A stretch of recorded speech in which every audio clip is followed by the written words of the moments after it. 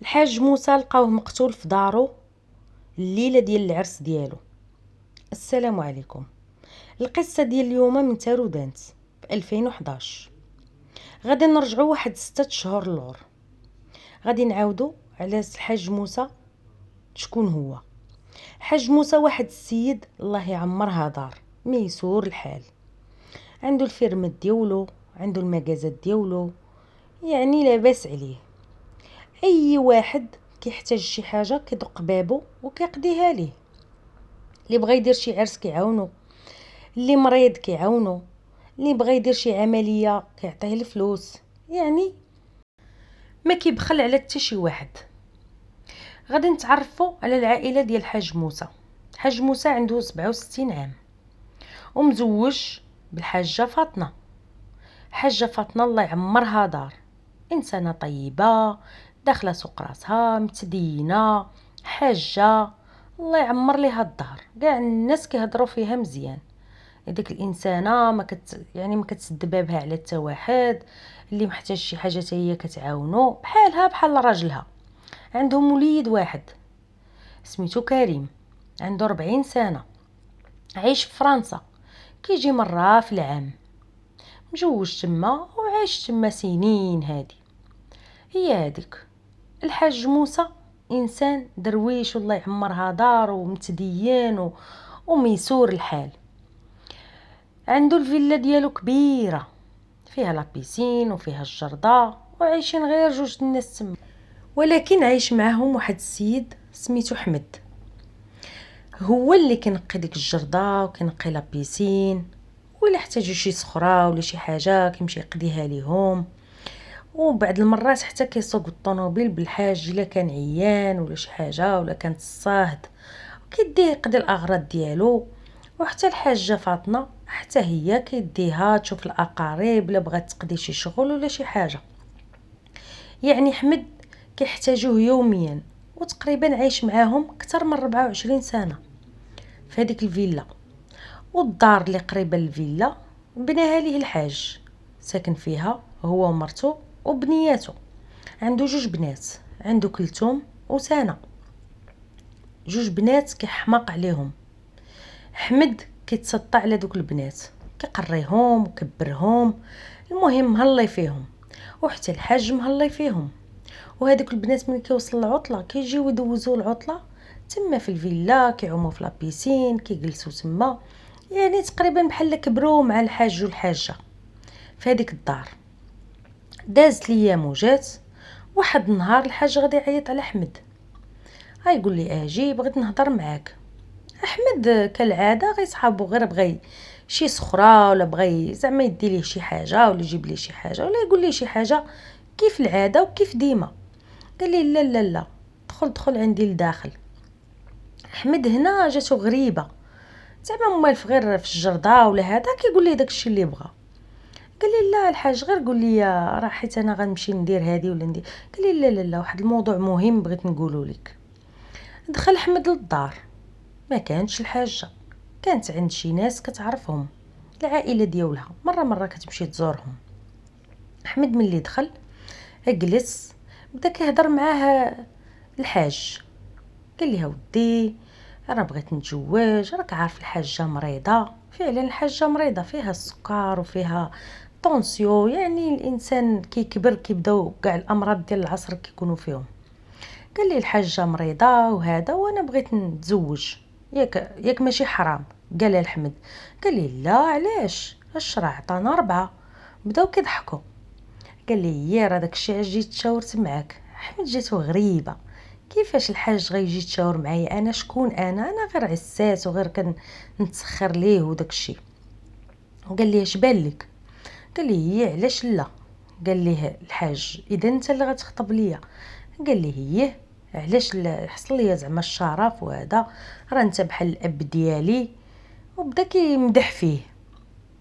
هنا الحاج غادي يسولو، غايقول ليه الا جيت خطبت وحده من بناتك تبغي؟ هنا احمد سكت وبقى كيشوف فيه، ما عرف باش يجاوبو. قال لي اش بالك؟ قال لي بناتي راه باقين صغار، كلثوم يلا عندها 21 عام، وسنة عندها 24 عام، يعني باقا صغار. وقلبها ضحك، بدا كيضحك وداكشي. قال ليه علاش لا؟ ويقول لي لا كنهضر معاك بالمعقول. الحاج هنا بدا كيهضر بالمعقول، قال لي انا بغيت بنت من بناتك. قال لي ما عرفتش ما نقول لك الحاج. قال لي عرفتي ما غتقول لي حتى شي حاجه، دابا غادي تمشي لدارك وتشاور مع مراتك وتشاور مع بنتك وغترد عليا الخبار، انا كنتسناك. الحاج بحال هكا هضر معاه صارم. هنا حمد دارت به الدنيا، ما عرف ما يقدم ولا يؤخر، صافي تزير. ضاقت به الدنيا ديال بصح. كيقول يا ربي اش هاد المكتب مكتوب عليا؟ اش هاد الشيء كيقول لي الحاج؟ واش انا كنحلم ولا بصح؟ واش هاد الشيء معقول اللي كيقول لي؟ غادي وكيهضر مع راسو. مشى دخل لدارو، لقى مراتو وبناتو جالسين.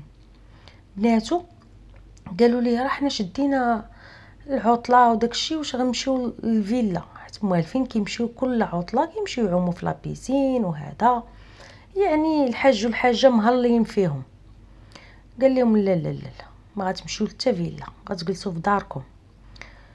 قالت لي علاش وهذا؟ بداو كيغوتوا. قال لهم سيروا دخلوا لبيتكم، بغيت نهضر مع امكم. قال لها اش قال لي الحاج؟ اش قال لي الحاج لمراتو؟ قالت لها ويلي اش هاد الهضره كتقول؟ واقيلا غير كيضحك معاك. قال لها لا ما كيضحكش معايا، هادشي اللي قال لي بصح، وكان كيشوف ليا في عينيا وهو كيقول لي هاد الهضره هادي. قالت لي وشنو قلتي لي انت؟ قال لي ما قال لها ما قلت لها لا ييه لا لا، ما عرفت ما نقول. قالت لي ويلي على مصيبه، اش هاد المكتوب كتاب علينا؟ قال لي اش غنديروا دابا؟ غادي نهزو حوايجنا ونمشيو بحالنا. قالت لي فين غتمشي؟ فين عندك فين تمشي؟ ما عندك حتى شي حاجه، حتى هاد الدار هادي راه ديال الحاج، هو اللي عطاها لك. قالت لي واخا نهزو حوايجنا فين غنمشيو بجوج بنات؟ بدات كتغوت، بدات كتبكي، بدات كتوكل الله، كتقول اش هاد المكتوب؟ اش هاد الشيء؟ ما نقدروش نقولوا ليه لا وهذا. قال لي انا غنقول ليه لا. قالت ليه لا ما تقولش ليه لا، الا قلتي ليه لا من غدا يخرجنا من الدار وغادي نبقاو بالجوع، ونتايا اكثر من 20 عام وانت خدام معاه.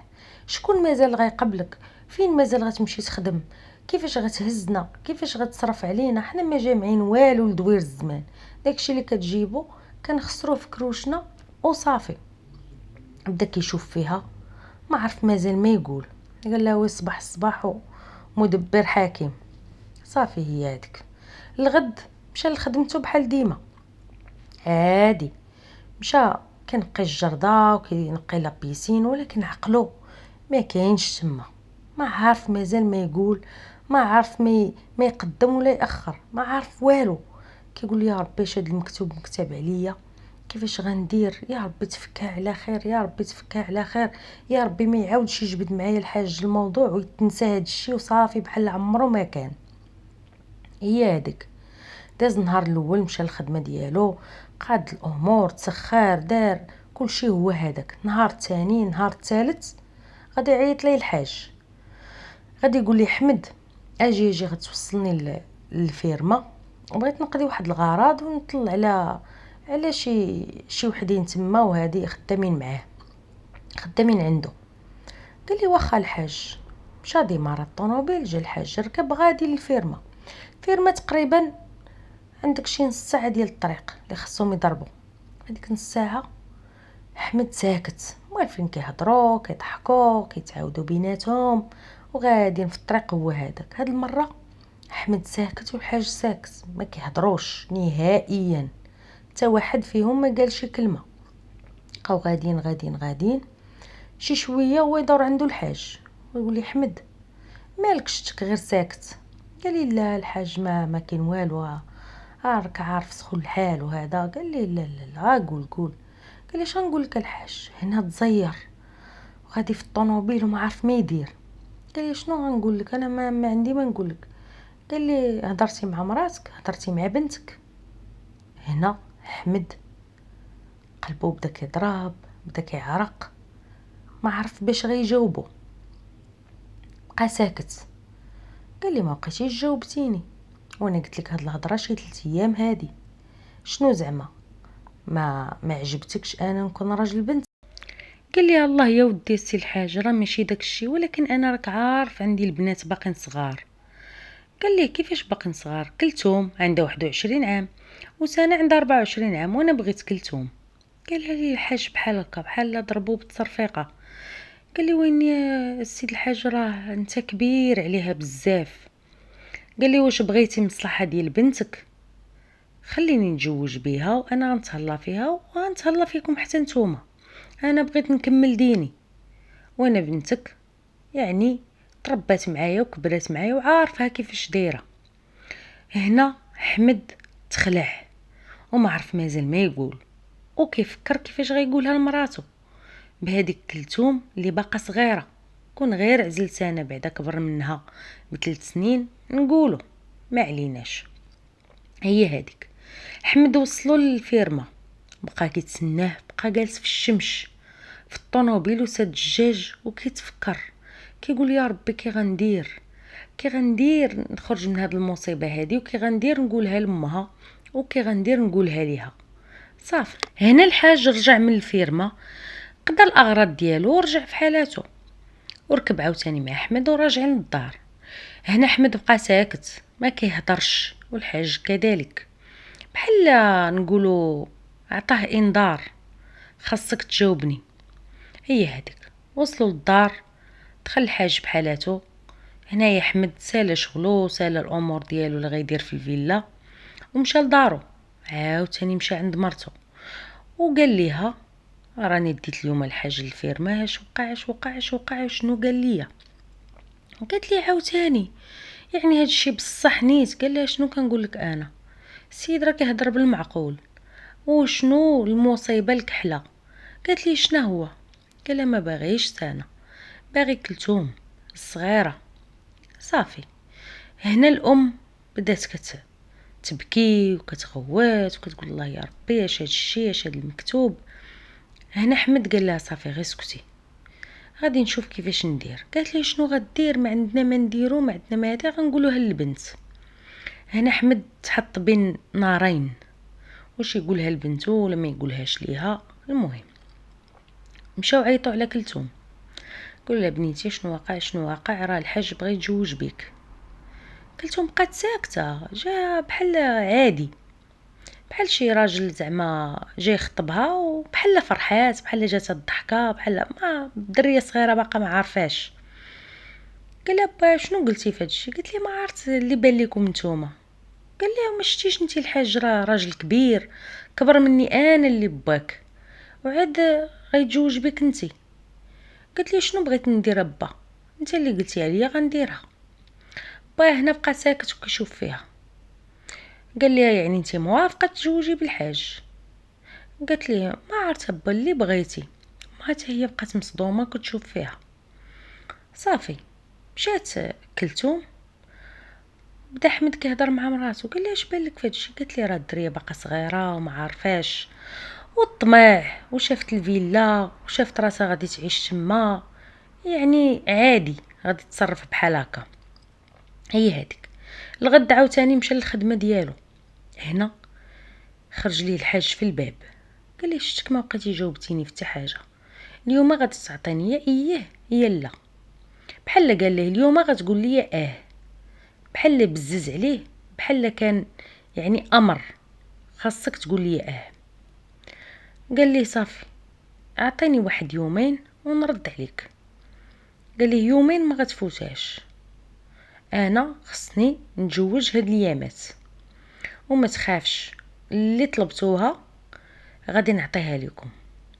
هي هذيك احمد سكت، كمل خدمته عادي، مشى لدارو.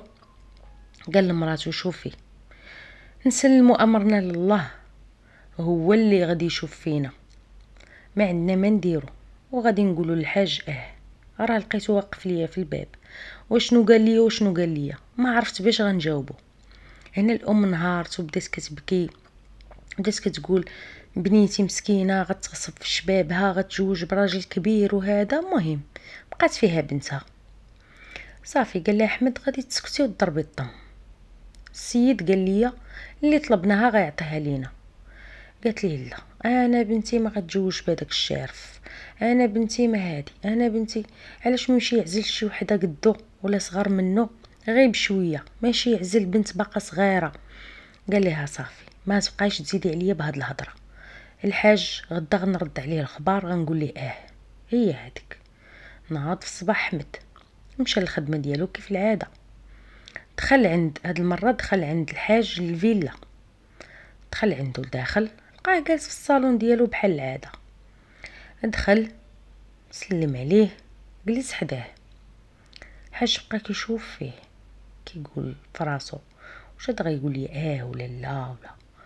المهم احمد قال لي ودي هضرت مع الدار وكل شيء هو هذاك، وقت ما بغيتي تجي اجي مرحبا بك، صافي راه كلتهم حتى هي راه موافقه.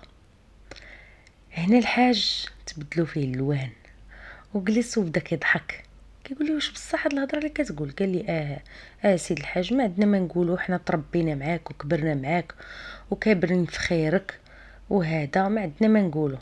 هنا الحاج بقى كيشوف فيه كيقول ليه شوف ما تخافش بنتك غنتهلا فيها، راك شتي الحاجه كيفاش عايشه، غتعيش حسن من الحاجه. قال لي هذاك الشيء اللي بغيناك تهلا في البنيه وصافي، هذا الشيء اللي بغيت ما بغيت منك والو. قال لي صافي ولكن تبقى بيناتنا ما تقول الحاجه والو حتى نضربوا الكحل في الابيض وديك الساعه نشوفوا شنو غنديروا، حيت دابا راك عارف الا قلت ليها شي حاجه وهي مريضه طيح لينا بالسكر ولا شي حاجه ونصدقوا في المشاكل. اللهم خليني نفرح براسي وهي نقولوها ليها من بعد. قال لي واخا سيد الحاج كون هاني. هي هذيك الحاج تقدى وجاب كادوات ودا الحوايج ودا كاع داكشي اللي كيديو الناس في العرس ماشي في الخطبه، دا الفلوس دا الذهب دا كلشي، داه عند حمد حط ليه كلشي في الدار. قال لي هادشي تستاهل بنتك كتر، دابا ملي غنجوج بيها راه غادي تعيش في خيري وتغرق فيه. قال لي هذاك اللي بغينا وهادي صافي. هي هذيك الحاج قال لهم شنو الشروط ديالكم؟ الام هنا غادي تهضر مع الحاج غتقول ليه الشرط الوحيد اللي عندي هو بنتي دير ليها العرس. قال لها كيفاش غندير ليها العرس وانا راه ما قايلهاش للحاجه؟ قال لها قالت لي ضروري بنتي ما تمشيش بلا عرس، اول بنت عندي غتجوج وهذا. قال لها غير تصنتي ليا دابا انا غادي، قالت لي ما تجوجش بالتخبيه. قال لها دابا انا غادي نخلي شويه الوقت وهذا وغنقول للحاجه ومن بعد نديروا ليها العرس. قالت لي لا، نهار ضرب العقد نهار دير العرس، يعني زيراته من هاد الناحيه هادي. احمد هنا بقى غير ساكت وكيشوف فيها، زعما ديري اللي بغيتي وقولي اللي بغيتي، بنتك هذيك هي هذيك. الشرط الوحيد اللي عندهم قالت لهم ما بغينا دهاز، ما بغينا فلوس، ما بغينا يعني صداق، ما بغينا حتى حاجه، بغينا بنتي دير ليها عراسيه.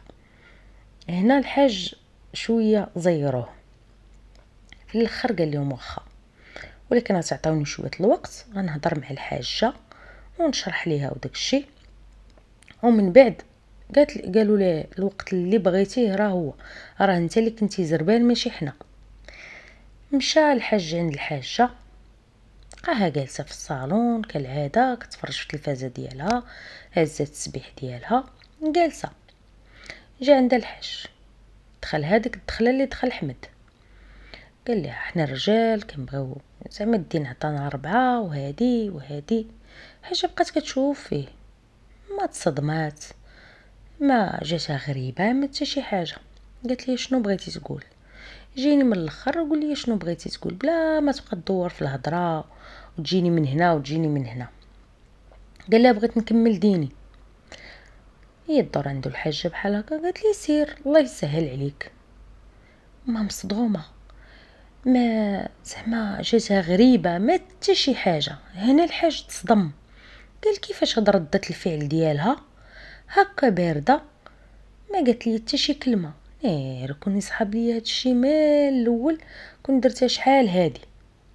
هنا بدا كيعاود ليها الهضره كيقول لها انا باغي نتزوج. قالت ليه سير ياك الشرع عطاك 4، سير الله يسهل عليك. صافي لقيتي البنت اللي غادي تزوج بها وهذا؟ قال لها لقيت البنت اللي غنتزوج بها. قالت ليه شنو غنعرفوها نهار العرس ولا غتقولها لينا قبل ولا شنو؟ بقات كتهضر معاه يعني ببروده وبدون ردة فعل، يعني عادي بحال كيقول لها غادي نمشي نسافر ولا غنمشي نجيب شي حاجه ولا هذا. هنا الحاج بدا كيرتبك، بدا كيتفتف في الهضره، ما بقى عارف مازال ما يقول لها. هنا جات اللحظه فين غيقول لها راني باغي كلثوم بنت حمد.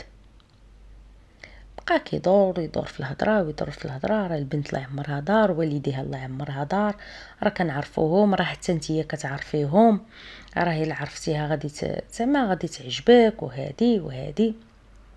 قالت لي شكون هادي؟ قول لي شكون، ياك كنعرفوهم، واش من العائله ديالي ولا ديالك؟ قال لا مهم معرفه، راه يعني شفتيها شحال من مره وهادي، والبنت راه زعما باقا صغيره وهادي، المهم نربيها على يدي ونكبرها علي. قلت لي انت عاد باقي تربي، يعني باقي تربي، باقي تكبر، ما عليناش. قول لي شكون هاد البنت هادي، شكون هاد البنت هادي اللي باغي تزوج بها، باش نعرف، باش حتى انا نكون مستعده نفسيا ونكون مستعده.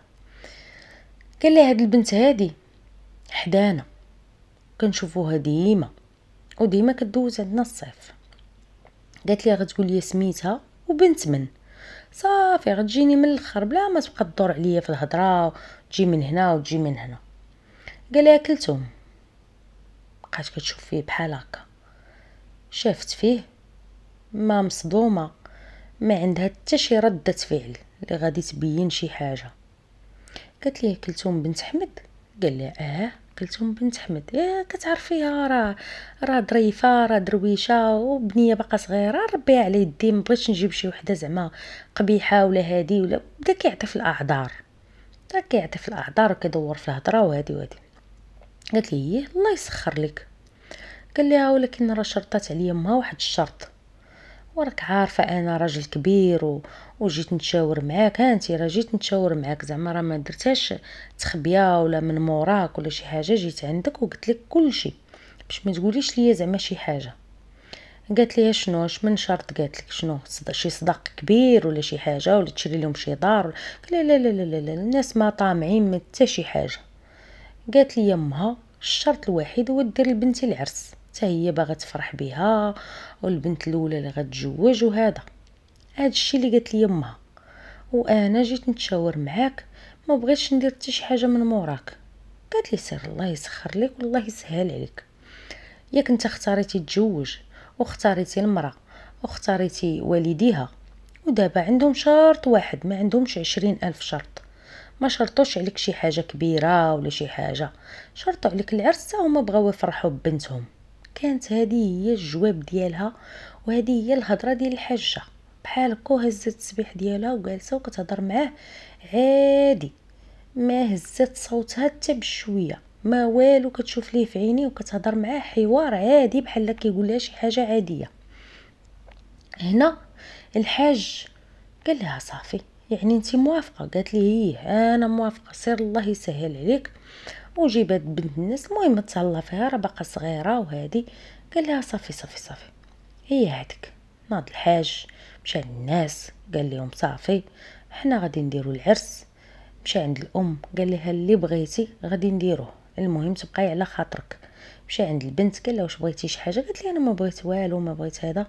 قادوا الوريقات، قادوا الامور، غادي يديروا العرس.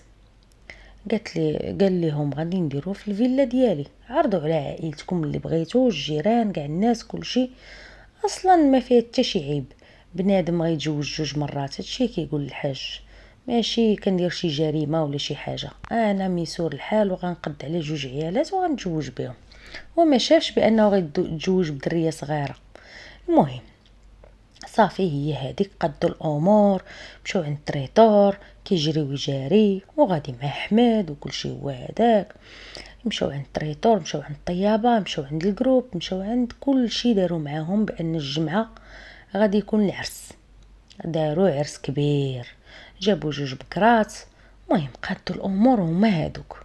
صافي البنت هي تقدت كاع داكشي اللي خاصها، الامور هما هادوك. الناس عرضوا عليهم، عرضوا على كاع الناس، شي كيتعجب كيقول ويلي واش الحاج حماق، شي كيقول صافي هذه سنة الحياة، بنادم يدير 2 عيالات. وهذه كل واحد شنو كيقول، لا في العائلة لا في الجيران لا في الناس اللي كيعرف لا في الناس البعاد لا في الناس القراب. حيت هو كيف قلنا كان واحد الانسان محبوب وكاع الناس كيعرفوه.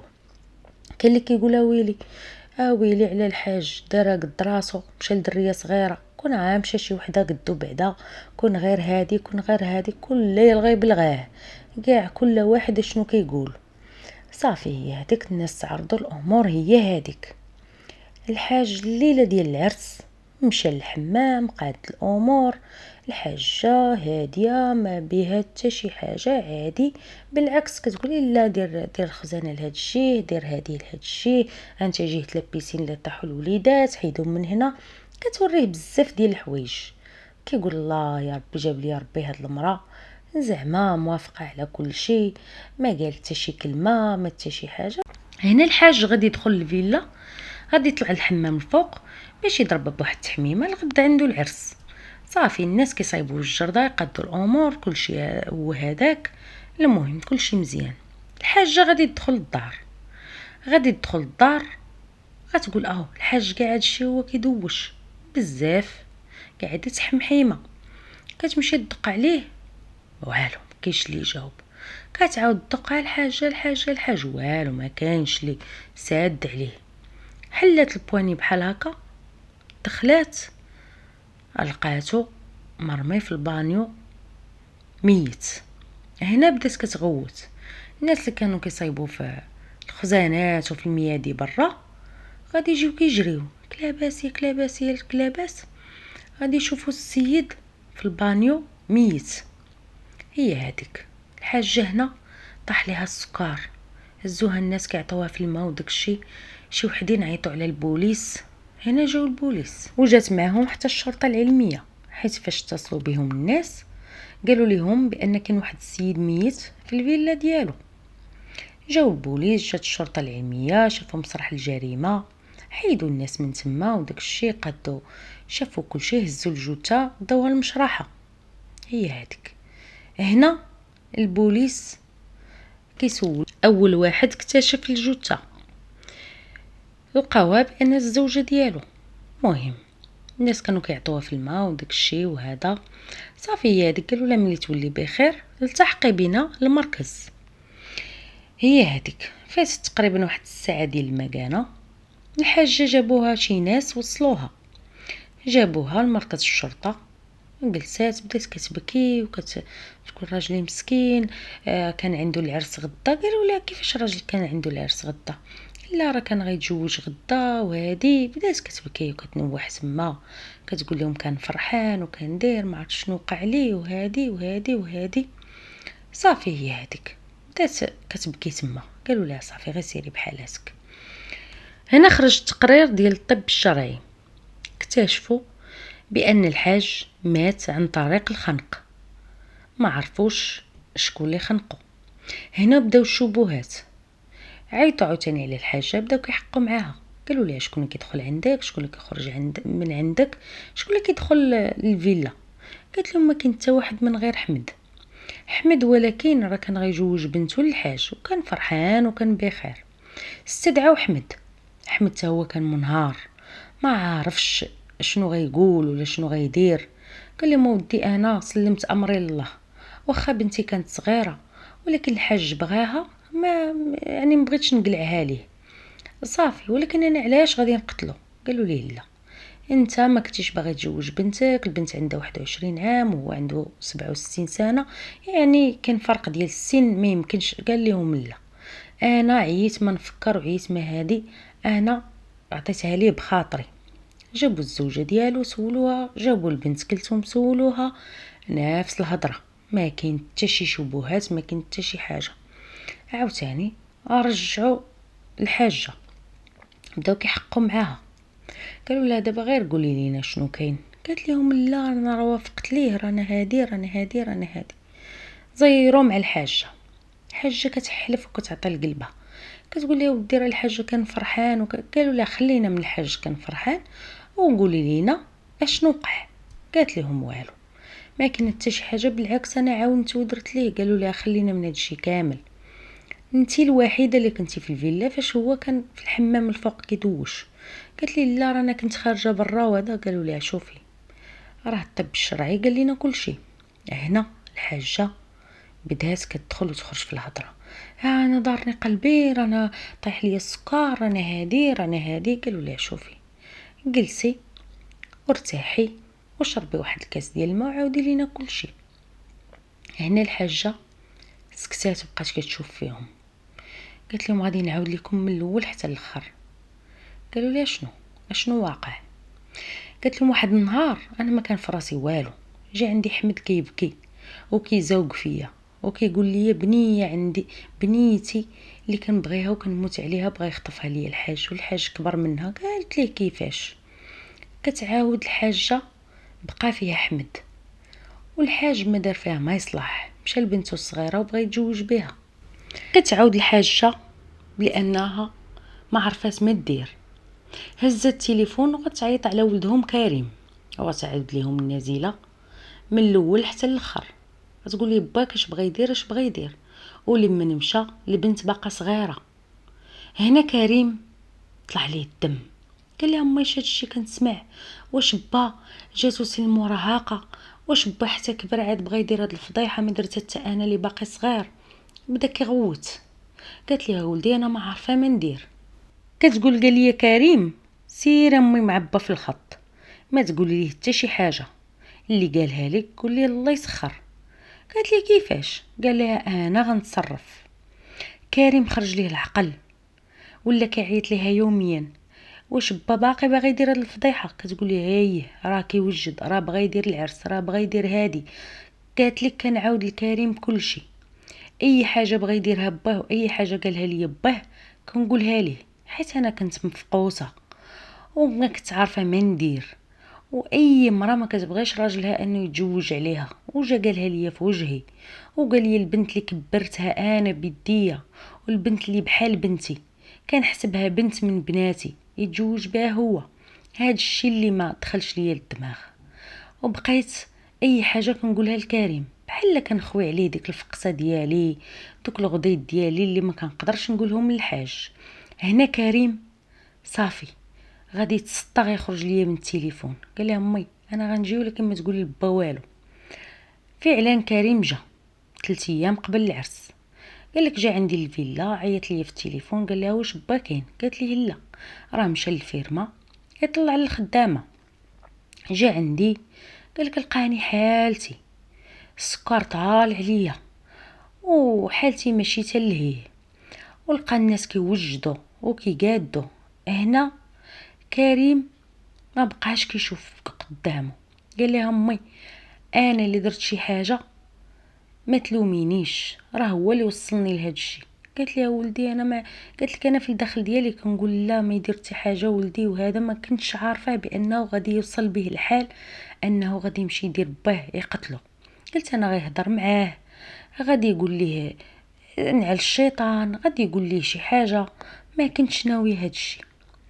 صافي قال لك ملي بدينا كنوجدو داكشي انا بقيت كنتعامل عادي، كنشوف كنقول كريم دابا يجي دابا يهضر مع باه هي هذيك. قال لك ملي كان الحاج دخل باش يعوم باش يمشي يتحمم، قال لك داز من حدايا قال لها الحاجه انا غادي نمشي نقاد اموري ونقاد حويجاتي ونضربها بواحد التحمحيمه. قالت لي سير بصحتك.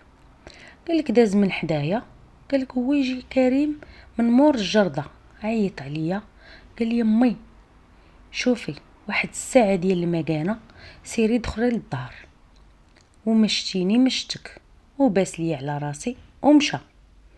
قلت او علاش كريم كيقول لي هاد الهضره؟ شنو واقع؟ شنو هذا؟ قالك بقى دارها راسها، ما بقيتش عرفت شنو غندير، ما بقيتش هذا، بقيت جالسه حدا لا بيسين وكنتسنى.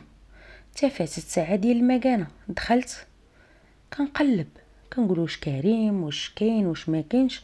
شي شويه كنقلب على الحاج، قلت او الحاج اكثر من ساعه ونص ديال المكانه هو في الحمام وباقي ما خرجش.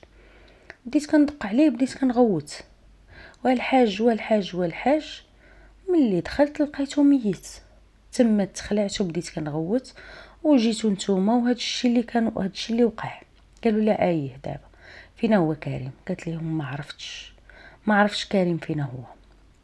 هنا البوليس اتدخلوا بسرعه، مشاو داروا بلاغات بجميع المطارات وجميع الحدود اللي كتخرج برا المغرب. هي هذيك من بعد ساعات المكانه تلقى القبض على كريم في المطار ديال اكادير، مطار المسيره. تلقى القبض عليه وتماه التحقيق. وفعلا داكشي اللي قالت الوالده ديالو هو اللي صفاها لباه. قال لك انا ملي دخلت على با بقى كيشوف فيا، بغى يعنقني، ما عرف شنو بغى يدير ليا. قال لي كيفاش دخلتي عليا الحمام؟ واش جيتي؟ واش فراسك العرس؟ قال لك انا كنشوف فيه بواحد الحقد، كيفاش با غيدير هاد الشيء؟ قال لك صافي مشيت وانا نقجو حتى مات. صافي وانا نمشي هربت، قلت غنمشي عمرني ما غنرجع. المهم با تهنيت منه. هنا القضيه كملات، البوليس عندهم الملف كامل. هنا تحكم على كريم بالمؤبد وعلى الام ب3 سنوات مع غرامه ديال 20,000 درهم، لانها بحال تقول تحريض. القصه ديالنا انتهت هنا. شكرا لكم بزاف، وكنتمنى تشتركوا في القناه وتضغطوا على زر اعجاب. وشكرا بزاف، ونتلاقاو في حلقه جايه. السلام.